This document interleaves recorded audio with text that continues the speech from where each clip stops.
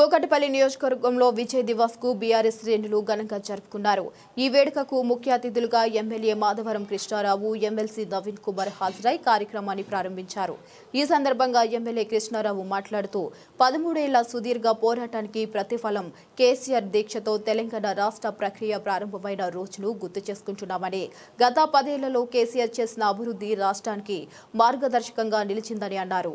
ఈ కార్యక్రమంలో కార్పొరేటర్లు మంతాడి శ్రీనివాసరావు, శిరీష బాబురావు సహా బీఆర్ఎస్ నాయకులు, కార్యకర్తలు పెద్ద సంఖ్యలో పాల్గొన్నారు.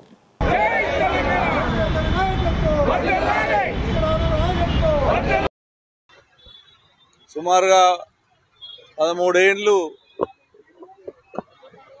ఎంతో మంది ఉద్యమకారులు ఎంతో బలిదానాలు, ఎన్నో కష్టాలు పడి, అదేవిధంగా కేసీఆర్ గారి నాయకత్వంలో ఆయన ప్రాణాన్ని అడ్డం పెట్టైనా సరే తెలంగాణ వచ్చుడో నేను చచ్చుడో అనే ఒక నిదానంతో ఆ రోజున కేంద్రంలో కాంగ్రెస్ పార్టీ, ప్రతిపక్షం ఉన్న బీజేపీ పార్టీ మెడలుంచి ప్రతి తెలంగాణ బిడ్డ ఆ రోజున ఎంతోమంది ఫలితమే ఈరోజు తెలంగాణ రాష్ట్రం ఏర్పడడం, ఉన్న తెలంగాణ రాష్ట్రం ఆదాయం పెంచడం.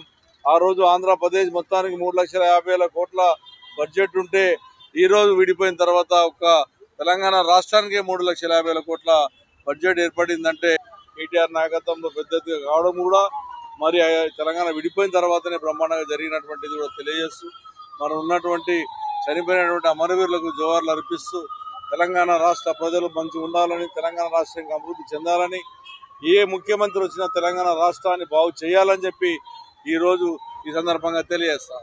Please like and share, subscribe to BCN Telugu News. Please like, share and subscribe to BCN Telugu News.